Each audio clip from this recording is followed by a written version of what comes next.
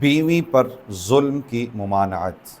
نافرمان بیوی اگر سمجھانے، بے رخی اختیار کرنے یا ہلکی پھلکی سزا دینے سے سنور جائے اور اپنا رویہ درست کر لے تو شوہر کو اس کے سابقہ رویے کی بنیاد پر مزید کوئی کارروائی کرنے کی ہرگز اجازت نہیں، کیونکہ مقصود انتقام نہیں بلکہ اصلاح تھی۔ جب وہ سنور گئیں تو کسی بھی طرح سے اسے تکلیف دینا ظلم ہے، اور اسلام کسی حال میں بھی ظلم کی اجازت نہیں دیتا۔ ارشاد ربانی ہے فَإِنْ أَطَعْنَكُمْ فَلَا تَبْغُوا عَلَيْهِنَّ سَبِيلًا إِنَّ اللَّهَ كَانَ عَلِيًّا كَبِيرًا۔ پھر اگر وہ تمہاری فرما بردار بن جائیں تو انہیں تکلیف دینے کا کوئی بہانہ تلاش نہ کرو، بے شک اللہ نہایت بلند بہت بڑائی والا ہے۔